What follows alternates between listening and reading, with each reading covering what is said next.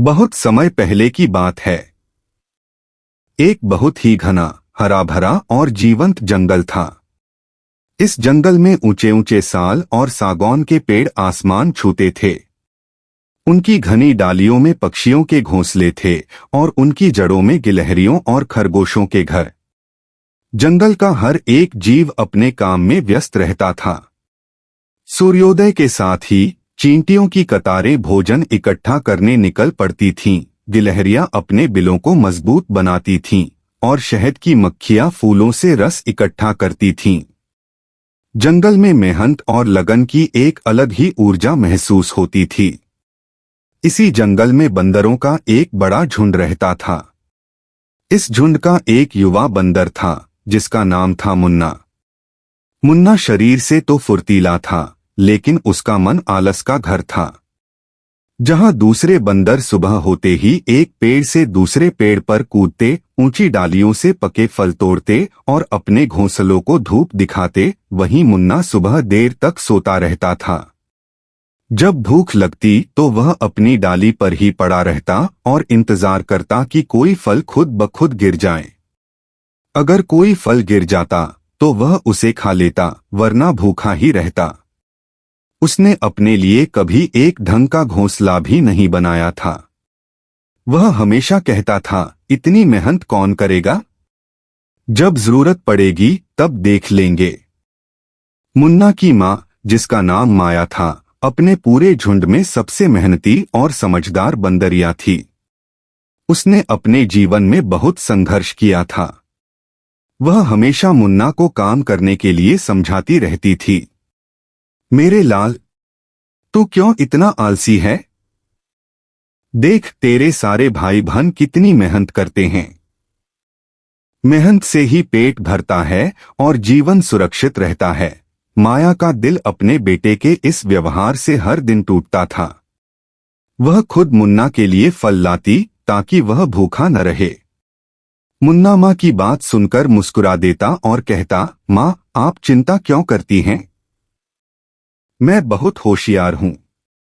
मेरी होशियारी ही मेरा आराम है। उसे लगता था कि आलस करना एक तरह की होशियारी है, क्योंकि इसमें बिना मेहनत के काम हो जाता है। झुंड के कुछ बंदर तो मुन्ना का मजाक भी उड़ाते थे। एक चालाक और घमंडी बंदर था जिसका नाम था कालू। वह हमेशा मुन्ना को नीचा दिखाता था। अरे देखो तो, हमारा आलसी राजकुमार अभी भी सो रहा है। लगता है इसे अपनी माँ की मेहनत का फल खाने में ही मजा आता है। मुन्ना को कालू की बातें अच्छी नहीं लगती थीं, लेकिन वह कोई जवाब नहीं देता था, क्योंकि उसे बहस करने में भी आलस आता था। जंगल में एक और जीव था, गिलहरी, जिसका नाम था चीकू। वह मुन्ना का सच्चा दोस्त था। चीकू बहुत मेहनती था। वह हमेशा मुन्ना को सलाह देता, मुन्ना, कालू की बात पर ध्यान मत दे, लेकिन माँ की बात पर ध्यान दे। आलस अच्छी चीज नहीं है। समय रहते काम करना सीख ले। मुन्ना चीकू को देखकर मुस्कुरा देता, अरे मेरे प्यारे चीकू, तू तो बहुत छोटा है। तुझे क्या पता कि जिंदगी में आराम कितना जरूरी है। जंगल में एक बहुत ही बूढ़ा और बुद्धिमान उल्लू रहता था जिसका नाम था ज्ञानराज। उसकी आंखें इतनी तेज थीं कि वह भविष्य को भी देख सकता था।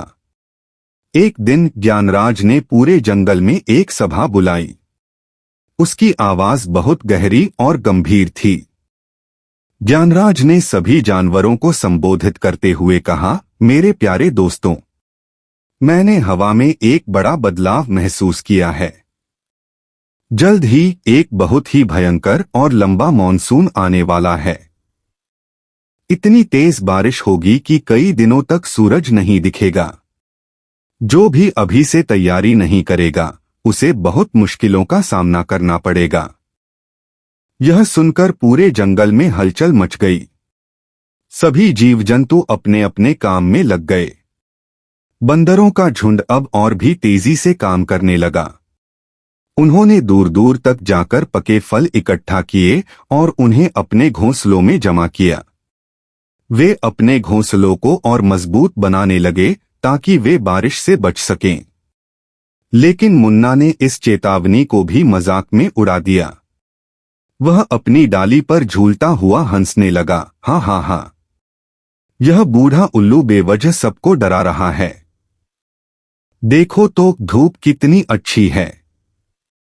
मैं क्यों बेकार में मेहनत करूं? उसकी मां ने रोते हुए उसे समझाया। मुन्ना, काम कर ले, इस बार बारिश बहुत तेज होगी। मुन्ना ने अपनी मां की बात अनसुनी कर दी और फिर से अपनी डाली पर आराम करने लगा। मुन्ना ने अपने दोस्त चीकू को भी देखा, जो दिन रात काम कर रहा था। चीकू की आंखों में थकान थी, लेकिन उसके चेहरे पर संतोष था। मुन्ना ने उससे कहा, चीकू, तू इतना परेशान क्यों हो रहा है? कुछ दिनों बाद आराम कर लेना। चीकू ने गंभीरता से जवाब दिया। मुन्ना, जो मेहनत आज की जाती है वही कल तुम्हारी रक्षा करती है। लेकिन मुन्ना को यह बात समझ नहीं आई। 2 दिन बाद आसमान में काले काले बादल छा गए। हवा में एक अजीब सी गंध थी और एक भयंकर शांति छा गई थी।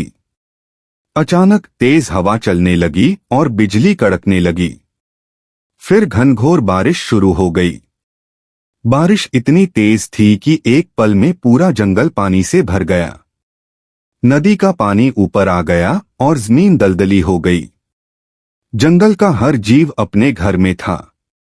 बंदरों का पूरा झुंड अपने घोंसलों में सुरक्षित था। उनके पास खाने पीने का भरपूर सामान था। लेकिन मुन्ना का क्या हुआ?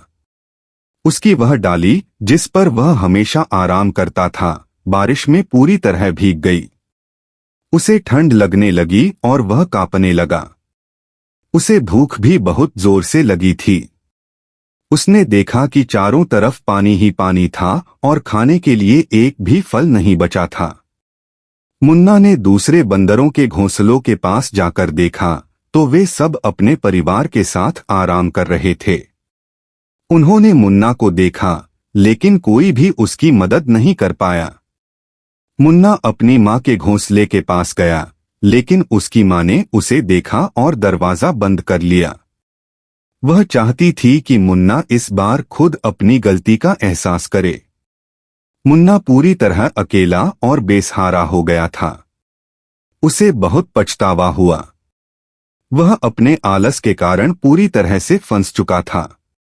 थक हार कर वह एक बहुत बड़े पत्ते के नीचे छिपकर बैठ गया। ठंड और भूख से उसका बुरा हाल था। उसे अब समझ आया कि मेहनत से जी चुराना कितना महंगा पड़ सकता है। वह सोच रहा था, काश मैंने भी बाकियों की तरह काम कर लिया होता। आज मेरी यह हालत न होती। अगले 3 दिन तक बारिश नहीं रुकी। मुन्ना ने अपनी आंखों से देखा कि उसके भाई बहन और दोस्त किस तरह बिना किसी परेशानी के रह रहे हैं। उसने दूर से अपने दोस्त चीकू गिलहरी को देखा, जो अपने घर में मजे से बैठा था और सूखे मेवे खा रहा था। मुन्ना को बहुत शर्म आई। उसने हिम्मत करके चीकू को आवाज दी, चीकू, मैं बहुत भूखा हूं और मुझे बहुत ठंड लग रही है। क्या तुम मेरी मदद कर सकते हो? चीकू ने मुन्ना की हालत देखी। उसे बहुत बुरा लगा। वह मुन्ना के पास आया और उसे कुछ मेवे दिए। चीकू ने कहा, मुन्ना, तुम मेरी मदद नहीं मांग रहे, तुम अपने किए की सजा पा रहे हो। मुन्ना की आंखों में आंसू आ गए। वह बोला, तुम सही कहते हो चीकू, मैंने बहुत बड़ी गलती की है। मैंने अपने आलस के कारण अपनी मां और तुम सब की बातों को अनसुना कर दिया। मुझे माफ कर दो। चीकू ने मुन्ना को माफ कर दिया और कहा, मुन्ना, आलस हमारे मन का सबसे बड़ा दुश्मन है। मेहनत सिर्फ शरीर का काम नहीं, बल्कि हमारे भविष्य का निर्माण करती है। चीकू ने उसे अपने घर में पनाह दी और मुन्ना ने उस रात अपनी सबसे बड़ी सीख हासिल की। जैसे ही बारिश रुकी और अगले दिन धूप निकली, मुन्ना सबसे पहले उठ गया। उसने बिना एक पल गवाए अपनी सारी ऊर्जा को काम में लगाया। वह दिन भर काम करता रहा। उसने सबसे पहले अपने लिए एक बहुत ही मजबूत और सुंदर घोंसला बनाया। फिर वह दिन भर फल और मेवे इकट्ठा करता रहा। वह इतना काम करता था कि दूसरे बंदर भी हैरान रह गए। मुन्ना अब सिर्फ अपने लिए नहीं बल्कि दूसरों के लिए भी काम करने लगा। वह दूसरे बंदरों की मदद करता था। उसने एक दिन अपने दोस्त चीकू की भी मदद की। मुन्ना ने सभी को सिखाया कि जब इंसान को अपनी गलती का एहसास हो जाता है तो वह बदल सकता है।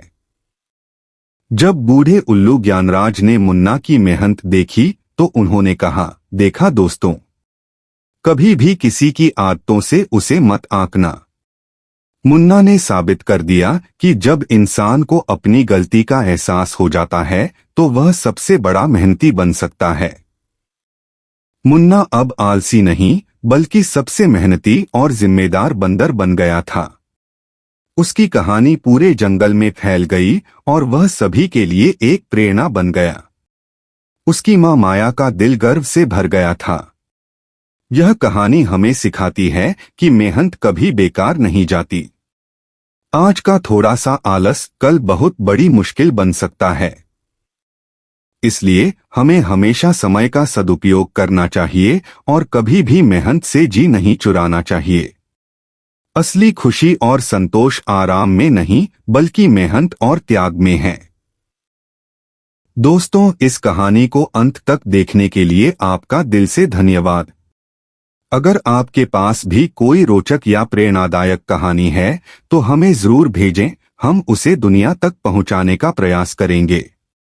और ऐसी ही दिलचस्प कहानियां देखने के लिए कमेंट करना न भूलें।